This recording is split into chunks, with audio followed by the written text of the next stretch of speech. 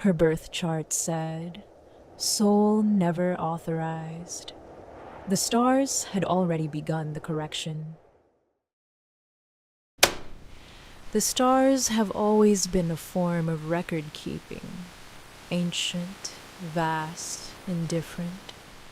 They do not promise your future, they document in their slow and geometric language the shape of things as they were arranged at the precise moment you entered the world. Most astrologers read that arrangement as a map of possibility. Some things that look like astrologers read it as something else entirely. Tonight, we follow a woman named Maya, practical, unsentimental, the sort of person who only purchases a shadow natal chart because a friend sends her a TikTok at 2 a.m. and she finds, to her surprise, that she can't quite stop thinking about it. She pays $35. She submits her birth details. She receives her chart within 48 hours, beautifully rendered, thoroughly annotated. One line at the bottom in small text below the section on her rising sign reads, "Existence error. Soul never authorized." The astrologer who sent it is not human. He has never been human. He is something considerably older and considerably less forgiving than the cosmos we imagine when we look up at night. And the correction had already begun before she ever opened the chart. Maya Serrano had never paid for an astrological reading in her life, which made it stranger later that she had paid for this one. She was 34, a contracts lawyer at a mid-sized firm in Toronto, and her relationship with astrology was cordial but distant. She knew her sun sign the way she knew her. Shoe size, accurate, occasionally relevant, not particularly meaningful. But her friend Dana had sent her the TikTok at 1:58 a.m. on a Tuesday, with the message, "Okay, but this guy is actually unsettling," and Maya, who could not sleep and had a deposition at 9 a.m., had watched it 3 times before she knew she'd done so. The account was called at Nocturne. The creator never appeared on camera. The videos were structured identically. A dark background, a slowly rotating star chart, and a voice that was low and precise and spoke with an accent Maya could not place. Something archaic in its cadence, as though the speaker had learned English from documents rather than from people. The content was astrology, transits, progressions, shadow placements, but delivered with a quality of factual inevitability rather than mystical speculation. Jupiter's square to your natal Saturn in early February is not an opportunity for growth, the voice said in one video Maya watched. It is a structural audit. You will lose what was never yours to begin with. The TikTok algorithm, she supposed, would keep delivering these. She paid the $35 for a shadow natal chart, submitted her birth details, date, time, location, and forgot about it until the chart arrived in her inbox 48 hours later. It was beautiful. 11 pages, lavishly detailed, with her planetary placements rendered in deep indigo ink on ivory-colored paper and scanned to a near-perfect digital reproduction. She read it in sections over a lunch break, finding it alternately accurate and impenetrable in the way astrology usually was. Her sun-moon opposition explained, quite correctly, as though someone had been watching her, a lifelong tension between public performance and private need. Her Venus placement described a pattern in her relationships that she recognized with a wince. She nearly closed the PDF. The final section was titled Anomalous Placements. There were 3 entries: The first two were dense with technical language she didn't fully follow. The third read in small text, precisely formatted like every other entry in the chart. Existence error, soul never authorized.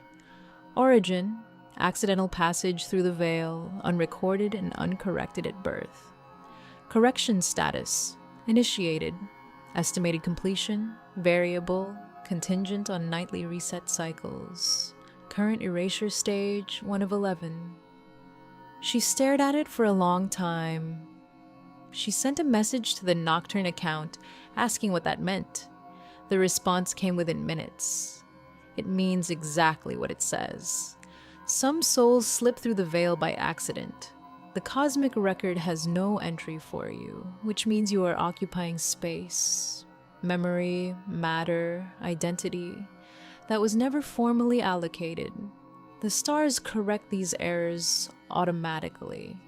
The correction is gradual to minimize disruption to the surrounding fabric. How gradual, she typed. Gradual enough that you will notice, but not gradual enough to stop. She thought about sending a follow-up message. She thought about dismissing the entire exchange as the performance of a very committed astrology influencer. She was a contracts lawyer, and this was, clearly, theater. She closed the app and went back to the deposition. At 3:17 a.m., her exact birth time, which she had provided in her chart submission and had not consciously remembered until now, she woke to a sensation she could only describe as a gentle internal click. Not painful, not alarming. The quiet, neutral sensation of something settling or being removed, like the way a room feels different after furniture has been quietly taken out in the night. The next morning, she could not find her childhood music box, a specific one, painted blue with a ceramic ballerina that had sat on her bureau for 30 years and moved with her through 7 apartments. She searched for 2 days. She confirmed its existence through a photo dated 3 years ago. She could not find it. She could not remember precisely the sound it made. She could not, within a week, recall the ballerina's face. The thread came next. A text conversation with her college roommate, Philippa, that stretched back 8 years and covered the geography of an entire friendship. Inside jokes and grief and the particular shorthand of 2 people who have known each other long enough to stop explaining things. It was gone. Not archived. Gone. The phone showed no record. When Maya called Philippa to ask, there was a brief pause before Philippa said, "I'm not sure we ever texted that much, did we?" And Maya had to breathe very carefully through the following silence. Nocturne answered her second message, which she sent at 11 p.m. from her car, sitting in the dark in the parking garage beneath her building, because she could not face going upstairs. "It progresses in stages," he wrote. "First the objects, then the digital traces, then the relational memories, yours and others, then the formative experiences that shaped your character, then the character itself, then, finally, the physical record, photographs, documents, any evidence that you were born at all. The correction is thorough because cosmic records are permanent.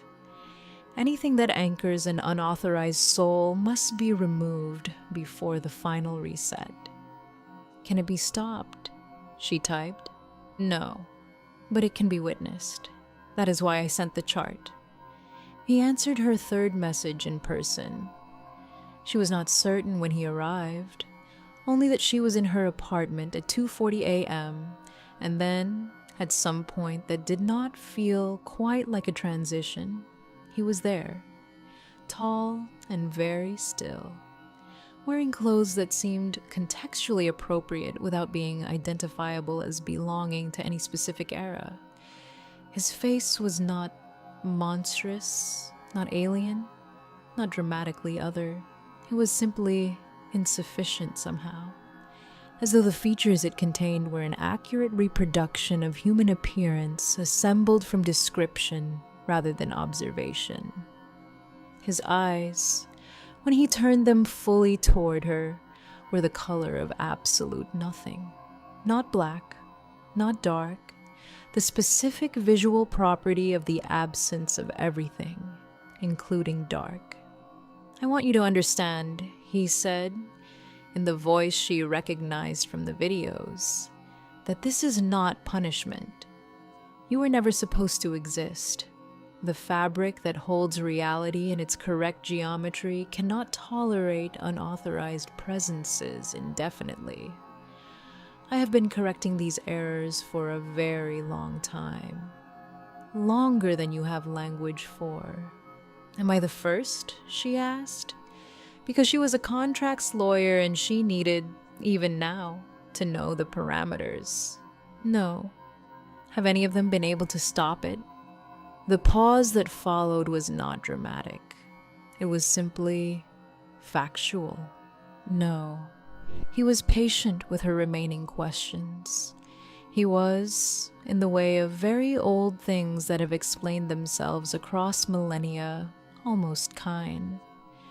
On the 11th night after the chart's arrival, stage 11 of 11, Maya sat in her apartment and watched, on her laptop screen, the home video her parents had filmed on the day of her birth. Her mother, tired and radiant, in the hospital bed. Her father, filming from too close, then adjusting back. The delivery room's particular institutional light. The delivery room was empty. The bed held no one. The doctors and nurses who, in this video, had been documented in her family's memory for 34 years as present and busy and warm, were gone. Her mother was not there. Her father's voice was still audible off-screen, narrating her arrival, but the room he was narrating was simply empty space. And then the camera, still held by her father who had been there and remembered it, and had no framework in which to understand why his documentation contradicted his memory, panned, as it had always done, in every memory and every previous viewing, to the window. Nocturne stood at the window. He had always been at the window. He looked directly into the camera with his absolute eyes, and in his expression was the particular gravity of someone who has been completing paperwork for a very long time and finds, in each case, that the outcome is the same. Behind Maya, the apartment was already very quiet. She did not look back. The correction is gradual to minimize disruption to the surrounding fabric. That phrase lives in me. Not the cruelty of it, though there is cruelty, I think, in cosmic machinery that doesn't distinguish between error and person, but the consideration embedded in it. Surrounding fabric. The other people, the other correctly authorized presences, shielded from too much disruption as Maya's existence is quietly, methodically removed. Nocturne didn't hate Maya. He didn't even, I suspect, particularly notice her as an individual. She was an administrative anomaly in a system of enormous complexity, and she was being corrected with the thoroughness that system demands. And here is what I cannot stop returning to. He sent the chart. He told her. He answered her messages, not with cruelty, not with performance, but with the particular patience of someone who has had this conversation 10,000 times and knows that the conversation itself is part of the correction. That witnessing is what he offered her, because stopping was never an option. The thread with Philippa, the music box, the empty delivery room, They were taken in order, carefully, with consideration for the fabric. What does it mean to be accidentally real? To have slipped through the architecture of the universe and managed, for 34 years, to accumulate relationships and grief and text threads and the sound of a childhood music box, and then to watch it be filed away as administrative error? I don't know. I know only that Nocturne has been hunting misplaced souls across millennia, and that his TikTok account currently has 4.3 million followers. Check your birth certificate. Make sure it's dated. Thank you for joining me tonight. My name is Ilara, and I am your whisperer. I'll be here, waiting for you next time. If this story resonated with you, leave a comment below. I want to hear your stories. Like and subscribe if you enjoyed this story and want to hear more. This has been Karma Quietly Whispers. See you soon.